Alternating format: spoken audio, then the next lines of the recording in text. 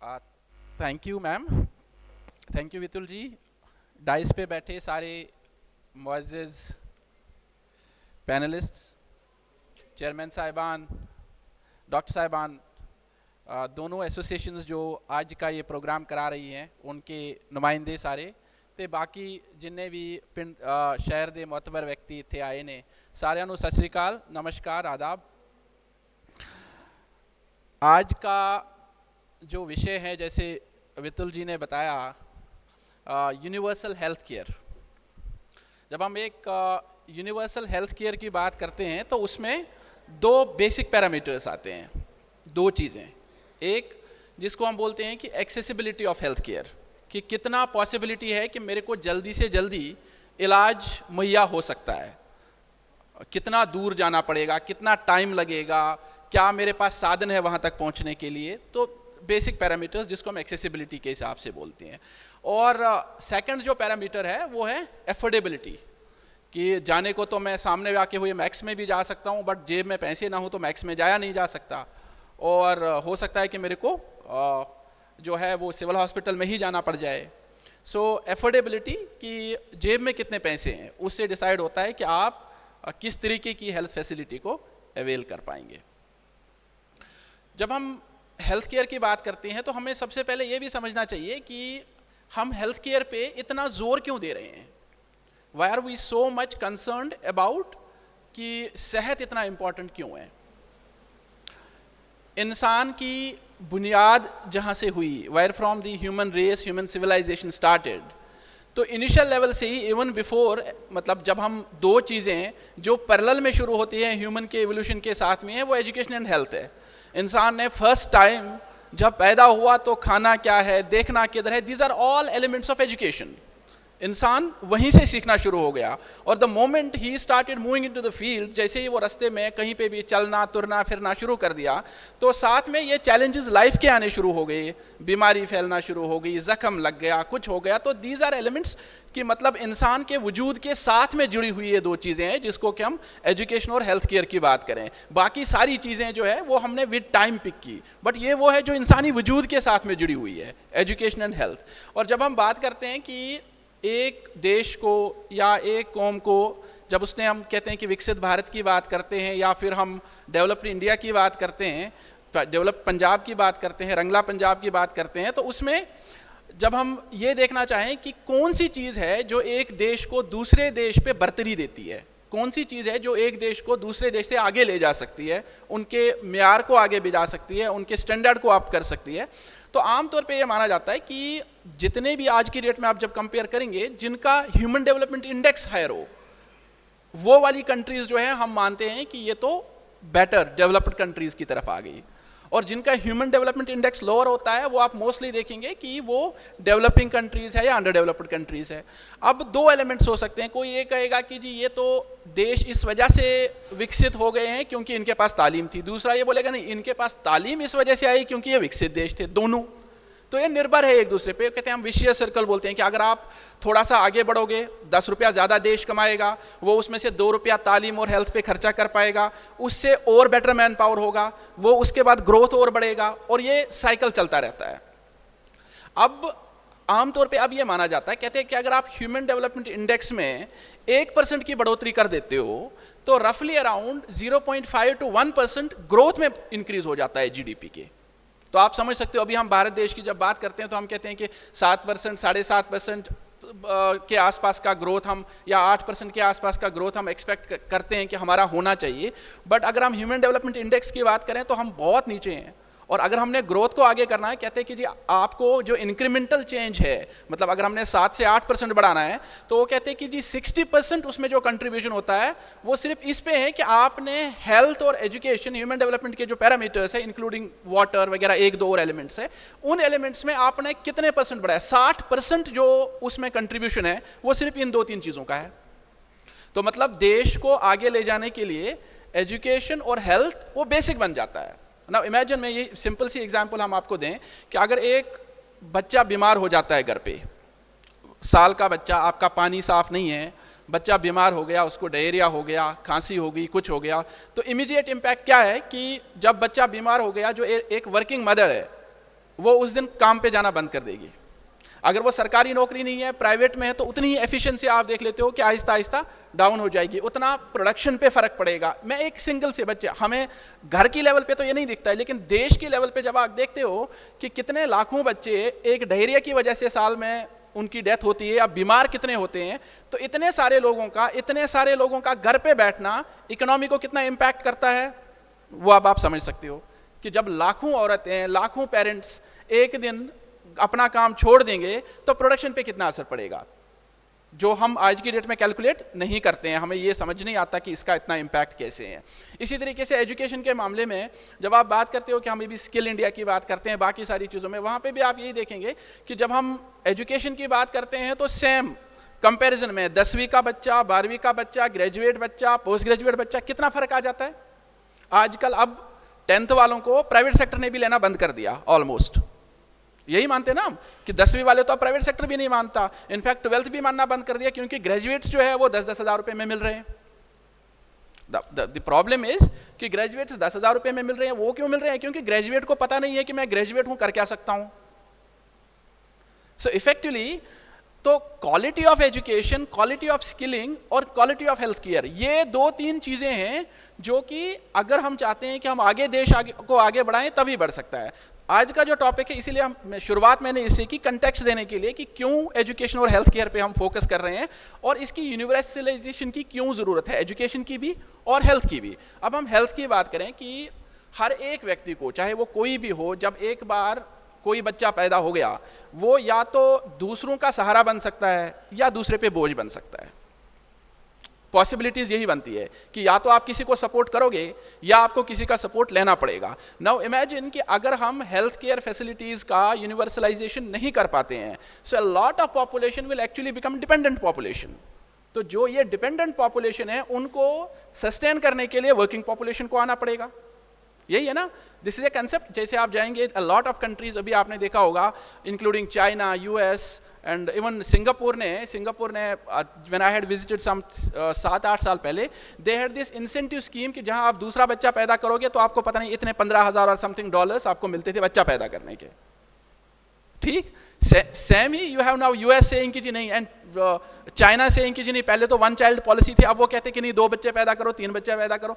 तो the reason being कि they also understood कि जी डिपेंडेंट पॉपुलेशन जितनी बढ़ेगी उतनी हमारी ग्रोथ जो है वो आहिस्ता आहिस्ता कम होती रहेगी। So there is a balance, you can't completely crush the population कि नहीं जी हमें तो बिल्कुल ही बच्चे पैदा नहीं करने हैं, nor can you go overboard कि जी सिर्फ बच्चे पैदा करने हैं, राइट। सो एक बैलेंस जो है हम कहते हैं normally when we talk about कि हमारा रिप्लेसमेंट रेशियो क्या है, 2.1 के आसपास का हम बोलते हैं कि अगर आपका TFR 2.1 है तो पॉपुलेशन जो है ऑटोमेटिक रिप्लेस होती रहेगी, रिप्लेनिश होती रहेगी, तो ना ज़्यादा बढ़ेगी ना ये, और आपको एक अच्छा सा पॉपुलेशन मिल जाएगा जो कि वर्किंग पॉपुलेशन होगा। बट बाकी कंट्रीज में अब आप देखेंगे कि वो 2.1 से नीचे आना शुरू हुई और उनकी पॉपुलेशन जो है वो कम होना शुरू हो गई। So which is not a good thing कि आप you can't have a population that is completely ageing and completely dependent, क्योंकि उसके बाद आपकी अपनी जो प्रोडक्टिविटी है वो खत्म हो जानी है। तो एक सस्टेनिंग सा मॉडल चाहिए इस बारे में। अब जब हम बात करते हैं यूनिवर्सल हेल्थ केयर की, कि अब इसमें 2 एलिमेंट्स है, एक तरफ से पब्लिक सेक्टर है, एक तरफ से प्राइवेट सेक्टर है। जब शुरुआत हुई थी वेलफेयर स्टेट के कंसेप्ट से, तो ये कहा गया था कि ये जो समाज को सेहत और एजुकेशन देने का काम है ये हम सरकार पे छोड़ देते हैं। इनिशियल लेवल पे the first concept of the state was कि नहीं, स्टेट जो है, जो कोई राज्य बनता है, कोई देश बनता है, उनका सिर्फ एक ही काम है कि जी आप लॉ एंड ऑर्डर को मेंटेन करिए, अपने स्टेट सब्जेक्ट्स को जो है उनको प्रोटेक्ट करिए, उनके मालो जान की रक्षा करिए और कुछ नॉर्म्स बना लिए जिसके हिसाब से समाज चलना चाहिए। देन ग्रेजुअली जैसे जैसे आगे बढ़ते गए तो पता चला कि लोग तो बहुत पैसा कमा रहे हैं लेकिन गरीब से गरीब और होता जा रहा है, अमीर और अमीर होता जा रहा है। तो कंसेप्ट आ गया जिसमें मार्क्स वगैरह, कम्युनिज्म, बाकी अलग अलग लेवल्स के आ गए। कुछ ने तो ये बोल दिया कि कंप्लीट कंट्रोल ले लो, कुछ ने ये बोल दिया कि नहीं जी एक मिक्स टाइप का हो कि थोड़ा सा हम गरीबों का भी ध्यान रखें। तो कंसेप्ट ऑफ वेलफेयर स्टेट आ गया था। And India also thought of कि जी हमें भी वेलफेयर स्टेट के मॉडल पे चलना चाहिए, जहाँ पे हम ये देखें कि जो हमारा आबादी है, हमारी पॉपुलेशन है, उसकी एटलीस्ट जो बेसिक नेसेसिटीज़ है वो हम पूरा कर पाएँ, जिसमें कि एजुकेशन और हेल्थ जो है थे ये दो एसेंशियल एलिमेंट्स माने गए कि जी ये तो सरकार की जिम्मेवारी होनी चाहिए कि एटलीस्ट हम ये प्रोवाइड करें।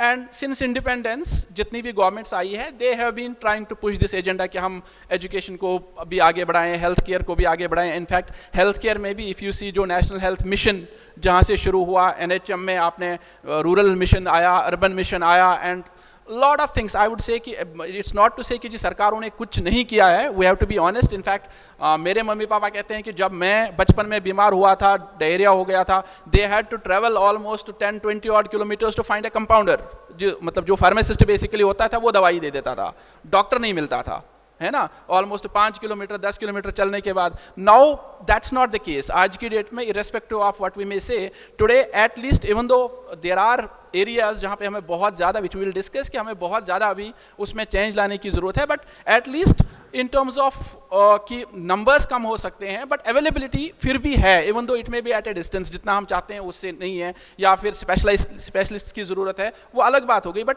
इट्स नॉट कि हेल्थ केयर अब बिल्कुल नॉन एग्जिस्टेंट हो, जैसे कि एक टाइम पे हुआ करता था, मेडिसिन नहीं, डॉक्टर्स नहीं, हेल्थ फैसिलिटीज़ नहीं। We have come a long way, but जैसे जैसे हम आगे बढ़ते गए और आबादी का पैसा खर्चने का भी मौका मिल, एक कंज्यूमरिस्ट कल्चर भी बन गया, लोगों के पास पैसा भी आ गया, तो ग्रेजुअली क्या हुआ कि lot of people started thinking कि जो वेलफेयर स्टेट वाले का काम था वो अगर हम कर लें तो इसमें पैसा कमाया जा सकता है। दिस इज जहाँ पे एक नया एक प्रॉब्लम शुरू हो गया। Till the time I will still say कि I come from Jammu and Kashmir.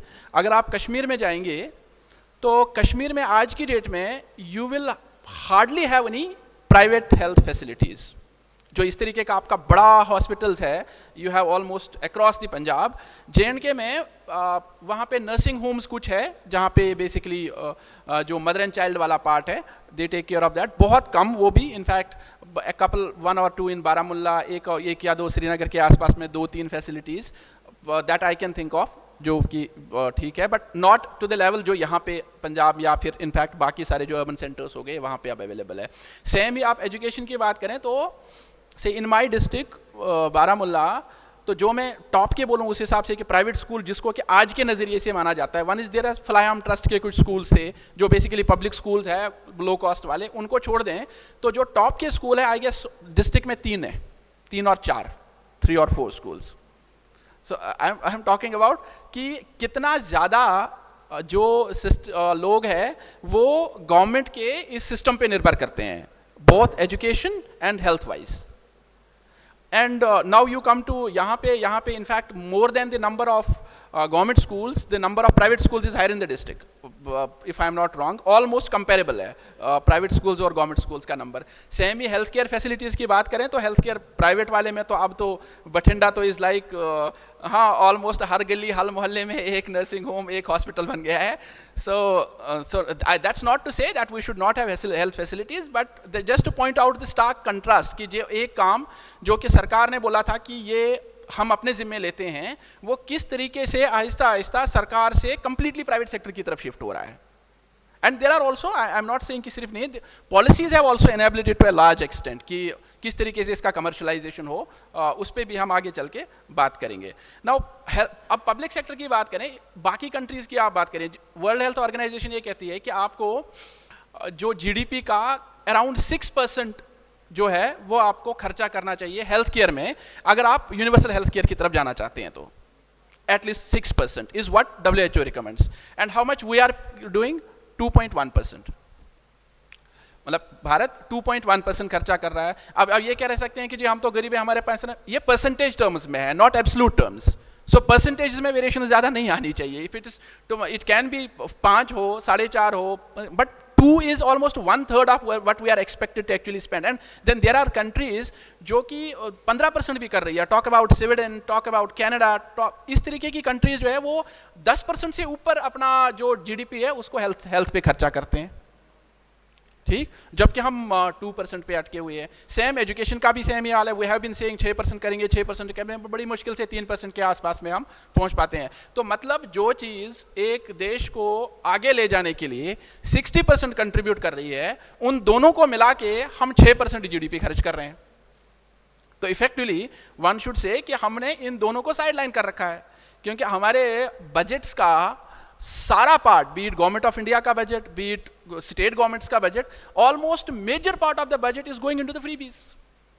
You talk about central government की आप बात करें, अब government of India spends almost 80 और 90,000 odd crore rupees only on किसका, वो जो पीएम किसान वाला शुरू हो गया है ना. So that's one part of it.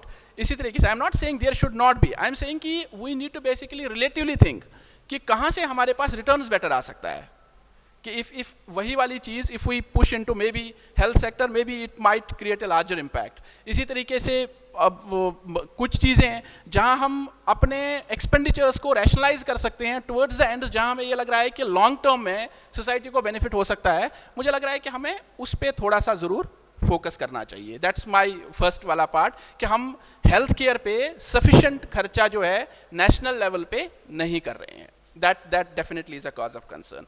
उसके बाद भी अब आप ये देखिए कि आउट ऑफ पॉकेट कितना खर्चा हो रहा है. जैसे बाहर वाले जो देश है, जो डेवलप्ड कंट्रीज है, वहां पे एक इंश्योरेंस का एक बड़ा स्पेसिफिक सा मॉडल है, उन्होंने अपने हिसाब से बना रखे हैं, और पॉपुलेशंस भी चूंकि उनके पास पैसा ठीक ठाक है तो वो अपने इंश्योरेंस का लेके उसके बाद इंश्योरेंस से पे कर पाते हैं.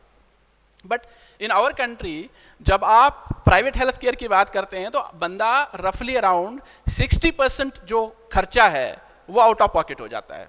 वो इंश्योरेंस साइड से नहीं है, वो गवर्नमेंट साइड से नहीं है. 60% ऑफ द जो खर्चा हेल्थ केयर पे देश में होता है वो बंदा जेब से भरता है. एंड मेनी अ टाइम्स जो ये मोस्टली प्राइवेट सेक्टर में खर्चा है, इट इज़ नॉट फॉर सुबह जुकाम और खांसी वाली. दैट्स द प्रॉब्लम, क्योंकि जितने भी हाई एंड के प्रोसीजर्स होते हैं जिनमें कि बहुत हैवी कॉस्ट इन्वॉल्व है, वो मोस्टली प्राइवेट सेक्टर की तरफ शिफ्ट हो जाता है. और उसकी वजह से जो ये वाला अमाउंट है, ये एक परिवार पे बहुत हैवी बर्डन डाल देता है, और उसकी वजह से you move back towards the poverty. काफ़ी सारी पॉपुलेशंस इसकी वजह से आप देखेंगे, कई सारे परिवार मेरे पास भी आते हैं एप्लीकेशन लेके कि कैंसर था, हमने अपनी ज़मीन भी बेच दी, ये भी कर लिया, और जो है खर्चा 10-20 लाख हो गया, अब हमें माली मदद चाहिए. Lot of people keep coming, not just cancer, sometimes also कि किडनी की डिजीजेस है, क्रोनिक किडनी डिजीज होती है जहाँ पे आपको almost every month you need to take medicine और something, and they also come कीजिए, मेरा तो हर महीने 20,000, 30,000, 10,000 रुपया लग रहा है and I am not able to bear it, तो मेरे को कुछ हेल्प चाहिए, फंड्स चाहिए, पैसे चाहिए, किसी तरीके से मदद करा दें. सो ये आउट ऑफ पॉकेट एक्सपेंडिचर जो है ये हमारे सिस्टम में बहुत ज़्यादा. I am just listing out की इशूज़ कहाँ पे है हमारे. Then you talk about inequitable access. अब आप बात करें कि बेड्स 1,000 पॉपुलेशन के लिए रूरल एरियाज में इट्स ओनली 0.5. पंजाब की भी बात करें, इट्स 0.5 बेड्स पर 1,000 पॉपुलेशन इन रूरल एरियाज. और देश भर की बात करें तो ओवरऑल मिला के भी हमारी 1 बेड पर 1,000 पॉपुलेशन. और डॉक्टर्स की भी बात करें तो सेम सा ही पैटर्न है, यू हैव 1 डॉक्टर पर 1,000 पॉपुलेशन, और रूरल एरियाज में इट बिकम्स 0.5. और पंजाब के लिए as on today public sector side पे इट्स 0.8. तो मतलब पॉपुलेशन वाइज भी जितना कि हमें एक क्राइटेरिया सेट है, उससे भी हम उतने हेल्थ केयर प्रोफेशनल्स भी हमारे पास अवेलेबल नहीं है. और रूरल एरियाज में तो बिल्कुल ही प्रॉब्लम आ रही है. रूरल एरियाज में lot of people are not even willing. In fact I would say कि government of Punjab has at least improvised in a manner, क्योंकि आप ये देखेंगे कि जो मेडिकल ऑफिसर्स हैं, most of the medical officers only short period के लिए ही एज एमओ या ईएमओ काम करते हैं, because lot of them are basically interested in कि जी हमने तो इसके बाद एमडी करना है, पीजी करना है, and we want to go in for some specialisation. तो शॉर्ट टर्म के लिए कोई परमानेंट जॉब गवर्नमेंट वाला ये एमओ वाला जो है वो भी करने के लिए तैयार नहीं है. नाउ दिस न्यू मॉडल जिसमें कि आप नंबर ऑफ पेशेंट्स के बेसिस पे आप मिनिमम सा कुछ फिक्स करके उसके ऊपर भी, तो that somehow at least some people are now moving towards the rural areas, which I think at least to that extent is a positive thing कि कुछ बंदे एटलीस्ट रूरल एरियाज की तरफ तो अब जाना शुरू हो गए. I mean even in Bathinda district if I talk about कि पहले तो कई सारे हमारे एरियाज वेर कंप्लीटली अनकवर्ड जहाँ पे मेडिकल ऑफिसर नहीं था. Now we have at least 44 odd जो नए क्लिनिक्स बने हैं, और उनमें lot of them are to at the border peripheries में, तो जहाँ पे पहले बिल्कुल ही मेडिकल ऑफिसर जाने के लिए तैयार नहीं थे. So I think yes with time we will also need to improvise, given कि जिस तरीके की चेंज इन सर्कमस्टेंसेज है, द वे हेल्थ सेक्टर किस तरीके से बदल रहा है, उस हिसाब से आई थिंक गवर्नमेंट को अपनी पॉलिसीज़ को भी री इन्वेंट करने की, री इम्प्रोवाइज करने की ज़रूरत है. उसके रिटेन कैसे किया जाए मेडिकल प्रोफेशनल्स को with in the public sector system. फिर एक और जो इम्पोर्टेंट अब चेंज हो गया कि पहले जो बीमारियां होती थी वो बीमारियां थी जो कम्युनिकेबल डिजीजेस थी, है ना। आप कॉलरा, प्लेग वगैरह इस तरीके की बीमारियां फैलती थी, और या फिर वायरल, बैक्टीरियल, जिस तरीके की भी, और ट्रीटमेंट जो है उस हिसाब से फिर वैक्सीन्स भी आ गई, बाकी सारी चीज़ें, लॉट ऑफ थिंग्स। तो कम्युनिकेबल डिजीजेस पे बहुत हद तक काबू पा लिया, बट उसके साथ साथ में लाइफस्टाइल चेंजेस के साथ में नॉन कम्युनिकेबल डिजीजेस का बिल्कुल नया एक अंबार आ गया। Now if you talk about Punjab, तो पंजाब में जो एनसीडी का बर्डन है, it's almost twice that of Canada, twice that of Canada, जहां पे वैसे मोस्टली पंजाबी भागते रहते हैं, बट वहां पे रफली अराउंड 14%, 7%, यहाँ पे 14% बर्डन है, जिसमें बेसिकली हम बात करें तो डायबिटीज हो गया, ब्लड प्रेशर की जो आपके प्रॉब्लम्स आती है, तो ये वाली जो इश्यूज है ये पंजाब में अप हो रहे हैं। अब मोस्टली ये वाली बीमारियां जो हैं, the burden for these diseases primarily initial stage पे सारा पब्लिक सेक्टर पे ही पड़ता है, क्योंकि जो लाइफस्टाइल में या फिर प्रिवेंशन में, प्रिवेंटिव केयर में प्राइवेट सेक्टर कंप्लीटली बंद है। They have taken a decision कि जी हमने तो प्रिवेंटिव केयर में जाना ही नहीं है, क्योंकि प्रिवेंटिव में खर्चा है, पैसा तो कुछ आना नहीं। प्रिवेंटिव केयर में पैसा तो कुछ आएगा नहीं, तो private sector is not interested into prevention. In fact they will be more happy कि यार जितने बीमार होंगे उतना हमारे पास पेशेंट आएगा, उतना पैसा आएगा। एंड गवर्नमेंट हैज दिस कि जी नहीं, हमें तो बचाना है पॉपुलेशन को, तो वो प्रिवेंटिव केयर पे, but because of the lack of health care professionals, अब क्योंकि पब्लिक सेक्टर में बहुत ज़्यादा काम करने के लिए तैयार नहीं है, सो you don't have sufficient man power कि आप प्रिवेंटिव केयर पे फोकस कर सकें। सो यू विल सी कि डिस्ट्रिक्ट जो एपिडेमियोलॉजिस्ट है या फिर प्रिवेंटिव मेडिसिन के बंदे हैं बहुत ज़्यादा है नहीं, फील्ड में भी नहीं है, इनफैक्ट अब तो इंस्टीट्यूशंस में भी बहुत कम हो गए हैं। So the focus now needs to shift कि गिवन कि जिस तरीके का आगे चल रहा है, we need to be more focused on कि हम कैसे नॉन कम्युनिकेबल डिजीजेस को एक तो अर्ली डिटेक्ट भी करें, और सेकंड प्रिवेंशन में किस तरीके से हम पॉपुलेशन लेवल पे जो हमें चाहिए अवेयरनेस ड्राइव्स करने हो, बाकी सारी चीज़ें करना, उस पर किस तरीके से हम उसको एक मास सा मूवमेंट बनाने की कोशिश करें। नाउ अब दूसरा, ये एक पहलू मैंने बता दिया कि पब्लिक सेक्टर में हमें कहाँ प्रॉब्लम है। So we are basically lacking in कि हम सफिशिएंट रिसोर्सेज नहीं दे रहे, हमारे पास सफिशिएंट मैन पावर नहीं है, हमारी रीच रूरल एरियाज में उस तरीके की नहीं है। Then we are short of specialist, specially वो बहुत कम है हमारे पास, और एनसीडी या फिर इस पे हमारा बहुत ज़्यादा फोकस इनफैक्ट अभी चल रहा है, कैंपेन्स भी चल रहे हैं, बट जिस लेवल का हमें होना चाहिए एनसीडी पे फोकस वो अभी भी नहीं है। एटलीस्ट पंजाब में तो मुझे लगता है कि बहुत ज़्यादा और करने की ज़रूरत है एनसीडी का जितना है, और आउट ऑफ पॉकेट एक्सपेंसेस को हम किस तरीके से आप रिडक्शन की तरफ जा सकते हैं, आज की डेट में बहुत ज़्यादा है। सो अब हम चलते हैं कि प्राइवेट सेक्टर में क्या प्रॉब्लम है। नाउ प्राइवेट सेक्टर जो है it is completely commercialised. Private sector का जो भी हॉस्पिटल है, एंड दैट्स फेयर ऑल्सो कि कोई भी बंदा इस तरीके से तो करेगा नहीं कि जी मैंने तो नुकसान करने के लिए अस्पताल जब बनाना है। So when you build a hospital you expect certain minimum returns जो आपने वहाँ पे खर्चा किया हुआ है, और उसके बाद जो है ये भी कि आपको भी, क्योंकि आपका हेल्थ केयर जो प्रोफेशनल्स ले रहे हैं उनका आपने पे करना है, बाकी तो और फैसिलिटीज़ भी आप एट टाइम्स जो थोड़े से हायर हॉस्पिटल्स हैं they do provide a little more comfort, and जिस हिसाब से कोई बंदा जो है वो जाना चाहता है तो उस हिसाब से उनको थोड़ा सा बेटर फैसिलिटीज़ प्रोवाइड कर देते हैं। But then there are ills also, क्योंकि इसका एंड कहाँ है। सो कमर्शलाइजेशन देखो, जहाँ पे तो आपको एक पेन, एज एन एग्जांपल मैं आपको बता दूं कि आपने एक पेन खरीदना हो, यू हैव ए चॉइस। आप जाते हो दुकानदार के पास, उसको बोलते हो कि मेरे को पेन चाहिए, वो आपको बोल देता है कि ये लक्सर का पेन है, ये रेनॉल्ड्स का है, ये इनका है, ये चीज़ इस तरीके की लिखते हैं, आप चेक कर सकते हो, ये 10 रुपये का है, ये 50 रुपये का है, ये 100 रुपये का है। So now you are an informed citizen, आपको पता है कि 10 तरह के पेन आते हैं, और ये 10 तरह के पेन में अलग अलग तरह की रेट्स है, और इनमें से मैं कोई भी चूज कर सकता हूं डिपेंडिंग अपॉन कि मेरा पॉकेट क्या अलाउ करता है और मुझे लिखने में कौन सा वाला बेटर लगेगा, राइट। तो एक इन्फॉर्म्ड चॉइस। बट जब आप अस्पताल जाते हैं यू आर कंप्लीटली ब्लाइंड, आपको कुछ नहीं पता। आप डॉक्टर के पास गए कि डॉक्टर साहब ये पेट में इधर से दर्द हो रहा है, एक यहाँ को मेरे को थोड़ी सी गर्मी सी महसूस हो रही है, और एक यहाँ पे जलन सी हो रही है, तो डॉक्टर साहब अब क्या बोलेंगे वो आपको नहीं पता, ना आपके पास चॉइस है कुछ, जो डॉक्टर साहब ने बोल दिया वो फाइनल वर्ड है, ही इज एन एक्सपर्ट, है ना। सो हेल्थ केयर में the biggest problem is information asymmetry, कि डॉक्टर को वो चीजें पता है जो आपको नहीं पता, और वो आपको पूरी बताएगा भी नहीं। अगर तो उसने सही बोलना है तो फिर पूरा बता देगा, अगर तो वो ऐसा है कि नहीं मैंने तो कमर्शलाइज करना है, मैंने जितना से ज़्यादा कर सकता हूँ उतने से उतना करना है, तो फिर वो आपको अपनी मर्जी से जो बोलेगा वो बोलेगा। तो वो पहला क्या बोलेगा कि जी तुम ना CBC भी करा लो, KFT भी करा दो, LFT भी करा दो, तुम ये भी करा दो, एक थोड़ा थायराइड का भी देख, गर्मी हो रही है थायराइड का भी चेक करा लेना, और एक ये भी। तो ये मिल मिला के ये टोटल 5,000 रुपये का बिल बन गया तुम्हारे टेस्टों का। और तुम सोच के आए थे कि मेरे को तो घर पे बैठे पैरास्टामॉल से ही हो जाएगा, वो हो नहीं पाया, 5,000 रुपये का लग गया, है ना। This is the first. उसके बाद फिर आएगा कि जी आपको यहाँ पे तो नहीं हो कि पाल्पिटेशंस भी हो रही है, तो इको ना करा दें। क्यों? आई am just talking about information asymmetry, क्योंकि आपको नहीं पता क्या है।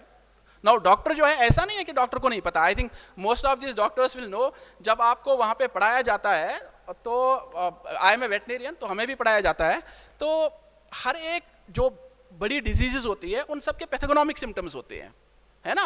So we know that if you have to identify, you will identify with this, right. सो मैं आपको एग्जांपल दे देता हूं कि मेरी बेटी है छोटी, तो मैं डॉक्टर के पास उसको ले जाऊं, मैंने उसको एक डॉक्टर के पास ले लिया, तो डॉक्टर साहब ने बोला जी कि इसको ना कुछ करने की जरूरत नहीं है, आप इसको पैरास्टामॉल दे देना, और अगर ऐसे ऐसे हो जाए तो फिर ये वाली एक दवाई साथ में दे देना, नो एंटीबायोटिक्स नथिंग। तो ये एक बार, बच्चे तो बहुत बीमार होते रहते हैं, तो एक बार गए तो फिर 2-3 महीने बाद फिर से हो गए। So it takes around 3-4 days के बच्चा वापस आ जाएगा। हाँ, और फिर एक बार मेरी वाइफ ने बोला कि नहीं, आप एक काम करते हैं ना, आप पता नहीं कि डॉक्टर के पास लेके जा रहे हो, ये दवाई ये दे रहा है, हम ना वो दूसरे वाले डॉक्टर के पास जाते हैं। और डॉक्टर ने क्या दे दिया, उसने मुझे उसमें साथ में स्टेरॉइड भी दे दिया, 2 एंटीबायोटिक दे दिए एक साथ में, और ये पूरा 5-6 लेके आ गया। तो घर पहुंच के फिर मैंने बोला जी अब ये खिलाना है, she is also a dentist, मैंने बोला ये खिलाना है, कहते अरे ये तो स्टेरॉइड भी दे दिया, ये भी दे दिया। मैंने बोला आई टोल्ड यू। हमारे यहाँ पे बोलते थे कि एक ना सरदार जी थे बारामूला में, तो वेरी फेमस, ठीक है। तो जब भी हमारे गांव में कोई बीमार हो जाता था, कहते जी ना वो कश्मीर में सिख बोलते हैं सरदार जी को, तो उधर उनके पास में ले जाते हैं, तो हम चले जाते थे। उसका फेमस था कि वो ना सेफ्ट्रैक्स उनका इंजेक्शन लगा देता उस टाइम पे। इट्स वेरी, अब तो सेफ्टी ऑफर नाउ, अब तो आपको 4th जनरेशन वगैरह, तो उस टाइम पे 3rd जनरेशन सेफेलोस्पोरिन्स आ गए थे। तो वो क्या करता था कि 3rd जनरेशन का वो इंजेक्शन लगा देता था, कोई भी बीमारी हो, तो डोज वही एक था। कहते जी उसके पास एक इंजेक्शन है जिससे बच्चे ठीक हो जाते हैं, right. So the point here remains कि पेरेंट ये चाहता है कि मेरा बच्चा इमीडिएटली ठीक दिखना शुरू हो जाए, बट डॉक्टर को ये पता है कि यार ये तो वायरल है, इसमें क्या करेगा सेफेलोस्पोरिन, कुछ नहीं करना उसने। आप एंटीबायोटिक दे दोगे, उसका कोई रिजल्ट तो आना नहीं है, बट आपकी तसल्ली के लिए वो लगा देता है। वो कहता है मेरे बच्चे को सुई लग गई, अब तो ठीक हो जाएगा, राइट। तो मूल की बात यह है कि so you don't know, doctor knows. अब डॉक्टर को पता है, he can take a decision कि वो सिर्फ एक टेस्ट कराए, या फिर अगर उसने पैसा कमाना, ही विल से 10 टेस्ट।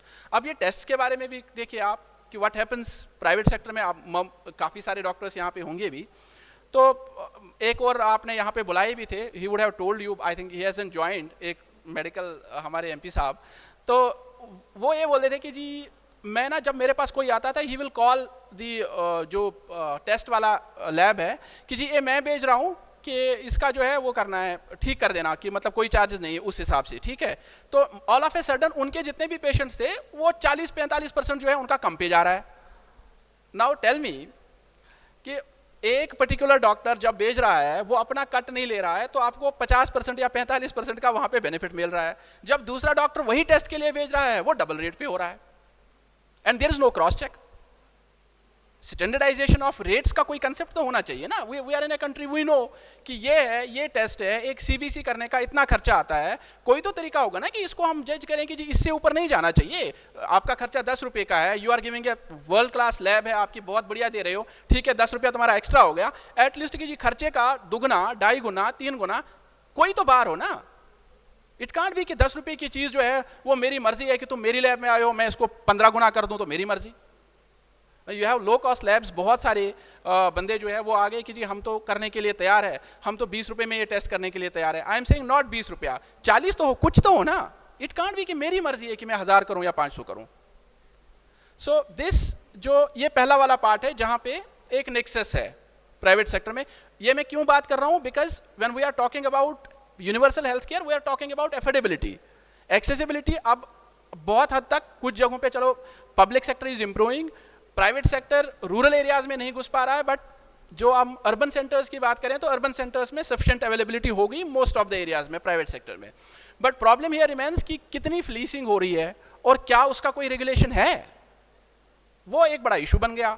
कि एक सबसे पहले डायग्नोस्टिक टेस्ट्स, डायग्नोस्टिक टेस्ट में मैंने आपको बोला कि पहला इशू क्या आता है। सेकंड जो कॉस्ट है, मेजर कॉस्ट किसका आता है, या तो टेस्ट का आता है या मेडिसिन का आता है या फिर उसके बाद जो बाकी कंज्यूमेबल्स है। अब मेडिसिन की बात करें आप, सेम मेडिसिन 10 रुपए की भी अवेलेबल है और सेम मेडिसिन जो है वो 200 रुपए का भी एक 10 स्ट्रिप की है। Now there has to be some kind of a regulation जहां पे हम एटलीस्ट प्राइसिंग को कंट्रोल करें कि ये मेडिसिन इतना आ रहा है, इसको कैसे कंट्रोल करेंगे। ये 10 रुपए की भी वही सेम मेडिसिन है, सब कुछ टेस्टेड है, वो पास भी हो रहा है लैब से, इवन देन एक चीज 10 रुपए में बिक रही है, दूसरी 200 रुपए में बिक रही है। There is no control, there is no control. हमने जेनेरिक्स की तरफ ले गए, बट कितना मुझे बताइए, आप भी प्राइवेट सरकारी हॉस्पिटल में मैंडेटरी है कि आप जेनेरिक लिखोगे, एम्स में मैंडेटरी आप लिखोगे, लिखते हैं। A lot of people don't write it कि जी ठीक है घुमा घुमा के जी कि वही करना है, और वो जेनेरिक अवेलेबल भी नहीं कराता कोई। इवन टू द एक्सटेंट कि जन औषधि वाले बोलते हैं हमारे पास 900 मेडिसिन है या 3200 मेडिसिन है, जब आप उनको बोलते हैं सप्लाई कर दो, कहते हैं ये तो अभी स्टॉक से बाहर है, ये स्टॉक में बाद में आएगा, ये अभी देख नहीं सकते, वो भी नहीं पहुंच पाता जितना उन्होंने बताया भी है। और वही वाली चीज जब in fact Tamil Nadu government they did a tender और उन्होंने रेट कॉन्ट्रैक्ट्स इस तरीके से कर लिए, उन्होंने जो जनऔषधि और उसका भी ऑलमोस्ट हाफ पे जो है प्रोक्योरमेंट कर लिया। सो इफेक्टिवली बेसिकली ये है कि देयर आर कंट्रीज जिन्होंने की अपर प्राइसिंग कर रखी है, टेस्ट्स में भी और इनमें भी। काफी सारी ऐसी कंट्रीज है जिन्होंने फिक्स कर दिया है कि पब्लिक में इसका रेट जो है ये होगा, और डिपेंडिंग अपॉन द इंस्टीट्यूशन आपका हायर प्राइस जो है वो इस लेवल तक जा सकता है। बार है सपोज 50 है तो 50 रुपया हमने रेट डिटरमाइन किया हुआ है, you can at max charge 75 rupees, इसके ऊपर नहीं जा सकते आप। सेम तरीके से मेडिसिन में कि आपका अगर परचेज प्राइस 50 रुपए का है तो आप मैक्सिमम इतना इसके ऊपर आप चार्ज कर सकते हो, उसके ऊपर नहीं कर सकते, राइट। सो ये मॉडल्स, अब यही वाली दवाइयां जो है जितने भी बड़े अस्पताल हैं उन्होंने मैंडेटरी कर दिया, अंदर ही लेना है। ऑलमोस्ट अपनी फार्मेसी खोल दी तो दवाई अंदर ही जाएगी। वही दवाई वो पता नहीं, आई थिंक गब्बर मूवी थी क्या अक्षय कुमार की, जिसमें वो मुर्दा बंदे को वो इलाज करा के पैसे, आई डोंट रिमेंबर, तो वो उसमें से 5-8 लाख रुपया उसमें से निकाल देते हैं, तो वही वाली मेडिसिन इधर से जा रही होती है, वापस घूम के फार्मेसी में आ रही होती है, वो नेक्स्ट पेशेंट को जाती है और पैसा बन रहा होता है। ठीक, this is not to say कि आई एम नॉट सेइंग कि प्राइवेट सेक्टर सारे ये कर रहे हैं, बट आई एम सेइंग कि there is a possibility of abuse and misuse, जो हम कंट्रोल नहीं कर रहे, जो हम बोल नहीं रहे कि तुम्हारे वाली मेडिसिन, वही वाली ग्लोव्स जो बाहर के 2 रुपया 50 पैसे में अवेलेबल है, जब उसको तुम इलाज के लिए यूज कर रहे हो, तुम वो 50 रुपया कैसे चार्ज कर रहे हो उसका, उन कंज्यूमेबल्स पे, सिरिंज पे, you are not even, MRP उस पे लिखा हुआ है, तुम एमआरपी से ऊपर उसको अस्पताल के अंदर चार्ज कर देते हो, नोबडी आस्क्स, नोबडी केयर्स। तो मतलब जो प्राइवेट सेक्टर में, in fact I was just going through कि कितना कंट्रोल हो सकता है। जैसे कि अगर आप सिर्फ ये कंज्यूमेबल्स और मेडिसिन पे कंट्रोल कर देते हो इन टर्म्स ऑफ ये प्राइस कैप्स, सो रफली around even in Punjab people can save around 1500 crore annually, 1500 crore cost down चला जाएगा। और जो आपकी प्राइवेट सेक्टर में कॉस्टिंग है, it can come down almost 40 to 50% of what actually is being charged. So मतलब these are figures that data अलग अलग स्टडीज के बेसिस पे जो कहते हैं। तो पॉइंट रिमेंस कि इसमें, और उसके बाद अब आप नेक्स्ट वाला जो इसमें बड़ा इशू है, आई विल जस्ट पॉइंट क्योंकि लंबा ज्यादा हो गया, a couple of points more, that's one is जहां पे रेफरल्स का है। Now tell me, we have a Waqf board का एक अस्पताल है मलेरकोटला में, मैंने उनको बोला कि यार आपके पास आ क्यों नहीं रहे, हमारे पैकेजेस कम है। कहते सर ये ना सिस्टम ऐसे चलेगा नहीं। आई सेड क्यों नहीं चलेगा? कहते जी जो रूरल में सारे बैठे हुए हैं उन सबके टाई अप्स है, वो आप डॉक्टर के पास, उसके पास जाएगा, उसको पता है फलानी डॉक्टर के पास फलानी अस्पताल में जाओ, उसको अपने रेफरल का 2000 रुपया मिल जाएगा, और वो 2000 रुपये वो हम तो दे नहीं सकते, और वो उधर से टाई अप कर लेता है, सारे उधर चले जाएंगे, हमारा पैकेज भी सही हो, सब कुछ सही हो, लेकिन जाएगा उसी अस्पताल में, तुम्हारे पास आ नहीं सकता। नाउ सरकारी सिस्टम में तो प्रिवेंशन ऑफ करप्शन एक्ट है, यहां पे ये जो सारा बैक चैनल फ्लोज हो रहे हैं, इंक्लूडिंग जो लैब वाला है वो डॉक्टर को पैसे दे रहा है, जो डॉक्टर है वो रेफरल वाले को पैसा दे रहा है, जो मेडिसिन वाला है वो डॉक्टरों को दुबई के टिकट्स दे रहा है। तो ये सारी चीजें जो बैक फ्लोज हो रही है, इसको कंट्रोल का मैकेनिज्म कहाँ है? आई एम नॉट कि मैं ये नहीं चाहता कि जो आप प्राइवेट सेक्टर को क्रश करो, क्रम्बल करो, बट एटलीस्ट एथिक्स तो कोई चीज होती है ना। मतलब इंसानियत नाम की भी तो कोई चीज़ है ना। जिस बंदे के पास मतलब मैं कई हॉस्पिटल्स को फ़ोन करता हूँ कि यार ये बंदा गरीब है, इसका जितना कम कर सकते हो कर लेना, 20,000 रुपया 30,000 रुपया जितना छोड़ सकते हो छोड़ देना। बट वो हॉस्पिटल को ये खुद क्यों नहीं देखता कि यार ये बंदा अपनी ज़मीन बेच के मेरे पास आया है और मैं उसमें से भी इसका खून और चूस रहा हूँ कि 5,000 रुपये की और बोतल निकाल के वो भी बेच दो मेरे को, अदरवाइज तुम्हारा तो बराबर होता नहीं। समवेयर कि वो जो ह्यूमन एंगल है that is missing and we are into too much fleecing कि जितना खींच सकते हैं उतना खींचो, which I think government has a responsibility to ensure कि ये fleecing ना हो। You have it in education also। आप स्कूल बुक्स वगैरह की बात करें तो वो 50 रुपए की किताब के ऊपर 600 लिखा हुआ है, you don't have a choice. 600 रुपया लिख दिया तो लिख दिया, आप क्या करोगे आप।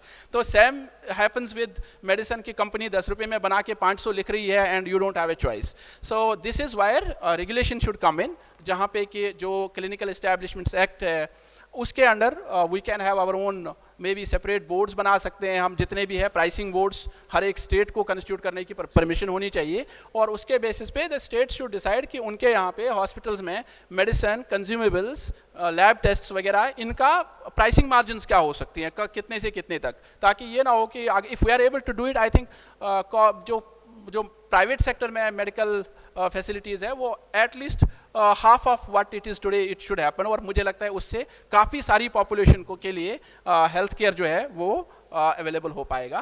देन ऑल्सो वी कैन, जो इंपॉर्टेंट एक एस्पेक्ट मिसिंग है आज की डेट में, दैट इज़ कि we have not been, even though we say कि हम तो वो कंट्री है जो कि पूरे वर्ल्ड में सॉफ्टवेयर सप्लाई करते हैं, बट हम अपने यहाँ पे एक one single platform for tracking the patients अभी तक नहीं बना पाए हैं कि रेफरल सिस्टम चाहे वो प्राइवेट में हो चाहे वो ये हो, एक कॉमन डायरेक्टरी सी टाइप की हमारे पास अगर बन जाए जिसमें कि कौन बंदा रेफर कर रहा है और किसको रेफर करता है, उससे भी आपको पता चल जाता है कि रूरल में है फलानी डॉक्टर साहब सिर्फ फलानी अस्पताल को पेशेंट भेजे जा रहा है रेफरल में, सो यू कैन नो कि जी ये बंदा जो है ये मैल प्रैक्टिस हो रही है। और वो एक सिस्टम जो है आई थिंक टेक्नोलॉजी को हमें लिवरेज करने की ज़रूरत है। उसके अलावा रूरल एरियाज़ में still I think lot of things आज की डेट में AI बेस्ड हो गए हैं, जिनमें हम 10-10 हज़ार रुपया चार्ज करते हैं, 8-8 हज़ार रुपया टेस्ट के लिए चार्ज करते हैं। नाउ AI के इतने सारे नए इक्विपमेंट्स आ चुके हैं कि वही वाली चीज़ 500 रुपया 1000 में हो सकती है। सो मे बी ये टेक्नोलॉजी को लिवरेज किया जा सकता है, नए प्लेटफॉर्म्स इस तरीके से हम बना सकते हैं जहाँ पे प्राइवेट और पब्लिक का एक इंटीग्रेशन पॉसिबल हो पाए। आज की डेट में जब मैं रिव्यू करता हूँ कि मेरे को ये बताइए कि इम्यूनाइजेशन का क्या स्टेटस है, तो मैं पूछता कहते हैं सर ये वाले ना प्राइवेट में हो गए हैं, तो वो प्राइवेट वाला किसने अपडेट करना है कि जी वो हमें लिख के भेजेंगे हम अपडेट करेंगे, that never happens. So you never reach 100%, you are somewhere around 95 93। जो गरीब वाले हैं वो सरकारी में कर लेते हैं, जो अमीर वाले हैं वो कहते हैं कि हम तो वैक्सीनेशन प्राइवेट में कराएंगे, उसकी अपडेशन रह जाती है। और तो somewhere I think a common platform जहाँ पे कि at least we are able to track जो ये क्रिटिकल वाले हैं, इंक्लूडिंग इम्यूनाइजेशन हो गया, इंक्लूडिंग रेफरल्स हो गया, तो आई think that can do a lot of good for the population. And साथ में जो प्राइवेट हॉस्पिटल्स है ये अगर अपने हिसाब से अपनी प्रिवेंटिव हेल्थ केयर पे भी फोकस करें, या इनफैक्ट मैंडेट किया जाए इनको कि that at least this much of your expenses should be spent on जो है preventive health care, and these are the listed items जिन पे आपको फोकस करने की जरूरत है। I think that would also be good. And at the same time जहाँ पे ये telemedicine at least in remote rural areas में नाउ वी हैव, जहाँ पे फार्मासिस्ट नर्सेज वगैरह अवेलेबल होती है, maybe we can think of कि हम उनमें टेलीमेडिसिन को और ज़्यादा प्रमोट करें। बहुत छोटी छोटी सी चीज़ें होती है कि बंदे को अब दूर से बालियाँवाली से बठिंडा आने की ज़रूरत ना पड़े, छोटी सी चीज़ है, टेस्ट वहाँ पे हो गया तो you can directly prescribe from here. So the government of Punjab is also now working on this model, may be in next couple of months we might have something on this too कि हम rural areas में telemedicine को भी promote करें।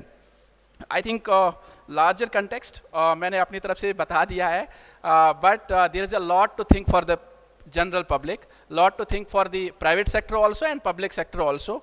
And I am sure कि आज का जो डिस्कशन है इसके बेसिस पे कुछ टेंजिबल चीज़ें we can agree upon that we can then present to the government कि इसको कंसिडर किया जाए। Thank you.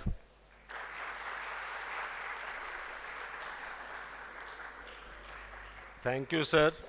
I must appreciate मेरा ख्याल तुसी भी सारे एप्रीशिएट करोगे कि एक गवर्नमेंट ऑफिशियल DC ਲੈਵਲ ਤੇ ਇੰਨੇ ਹਾਰਡ ਫੈਕਟਸ ਜਿਹੜਾ ਦੱਸਦਾ, ਮੇਰਾ ਖਿਆਲ ਸਾਡੇ DC ਸਾਹਿਬ ਹੀ ਹੈ ਜਿਹੜੇ ਇਸ ਤਰ੍ਹਾਂ ਗੱਲ ਕਰ ਸਕਦੇ ਹੈ, and every word is true.